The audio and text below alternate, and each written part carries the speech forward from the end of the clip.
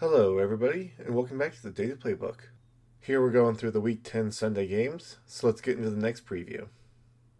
Getting into some of our later games, we have Arizona at Seattle, where Seattle's favored on the money line with a spread of 7 points and a total line of 45.5. Switching over to the averages, and then starting with the Cardinals, you have a pretty average offense, about those 17 or 19s here, although they are the best at utilizing their tight ends in the league. However, they're not very good at defending against them, along with other passing, but they're about average otherwise with their scoring and their rushing defense. Seattle over here has a pretty good offense with a great passing rank and a great scoring rank. They also have a great allowed scoring rank, meaning they're very good at stopping their opponents from scoring.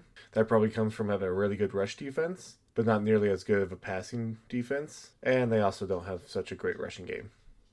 Looking into the quarterbacks for this game, you have Jacoby Brissett and Sam Darnold. Jacoby Brissett has averaged 13.1 fantasy points per game, while Darnold has averaged 17.2. Brissett also has one interception and one fumble lost due to a sack this season, and Sam Darnold has 5 interceptions, with 2 fumbles lost due to sacks. If we move over to their averages, and then we look at their carry shares to see how they impact the game, Jacoby Brissett only gets about 3 carries per game, with a pretty small slice of the pie here. That's probably about 7 or 8% of the total carries on the team, but we can see it's very spread out here. It'll be interesting to look at the running backs. With Sam Darnold, another very small part, with only averaging 1.25 carries per game, so he gets maybe 1 or 2% of the team's total carries. Now, looking at those running backs, we have Bam Knight and Kenneth Walker. Bam Knight averaging 6.3 fantasy points per game, Kenneth Walker averaging 10.4, with no turnovers between the two of them. We'll get in their averages and their weekly breakdowns. And then in terms of carry share, you have Bam Knight right now with about 19% of the team's total carries. This is because they've had their troubles with a bunch of running backs here in Arizona. So we can see like some to Michael Carter, Bam Knight, Demercado, and Trey Benson still in there. Even some James Conner still in there at 16%. So you can kind of see how they've tried to utilize everybody as they've gotten hurt and rotate through them. With Kenneth Walker, he holds the vast majority with 50.7% of the team's total carries. That's only when Zach Charbonnet is not utilized as well, although these two are utilized quite a bit, so we can see that with Zach Charbonnet at 38.2% of the team's total carries.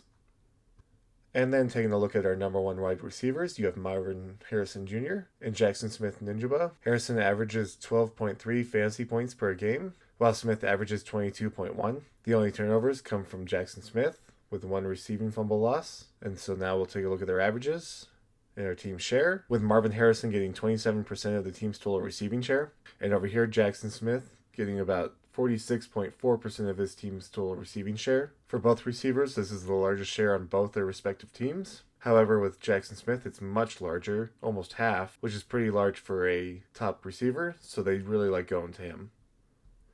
Taking a look at the number 2 receivers, you have Michael Wilson and Rashid Shaheed now. Michael Wilson averages 5.5 fantasy points per game, while Shaheed averages 11.6. The only turnovers come from Shaheed, with 1 receiving fumble lost. And then now we'll look at their averages. And their receiving yard share for Michael Wilson is 10.8% of the team's total receiving share. I think that's about the second largest, next to Zay Jones, which is number 3. And then this, I think, will be Trey McBride, and we'll take a look next to him. But looking at Shaheed first, he's not on the board yet here since he just got traded. So we'll see where he fits in and how much share he takes. But I guess we'll have to see how he fits in with the team.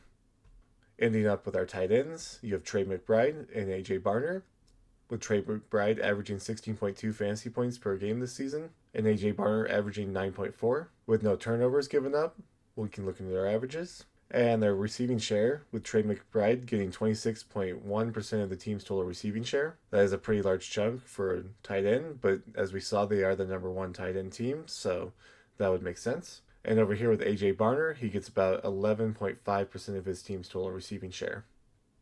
So this could be an interesting game with a really strong rushing defense from Seattle. It means that Arizona might have to throw the ball a bunch on a team that's not as well at defending the pass. And over here with Seattle, they're going to probably want to throw the ball since their rushing's not as great. And Arizona's not as good as a pass defense team as well. The one interesting part here is that Arizona could really take over if they utilize Trey McBride, since it seems like Seattle is not very good at stopping tight ends. The big thing is that Arizona's have to overcome this allowed scoring rank of 5 and this scoring rank of 5 against their scoring ranks. just meaning that Arizona is better at putting the ball in the end zone. So we'll see if they can overcome that. Otherwise, Seattle should have it. So that's all I have for this game today. I hope you enjoyed. If you did, leave a like and subscribe. And leave a comment on what else you might want to see in the future. Other than that, thank you so much for watching.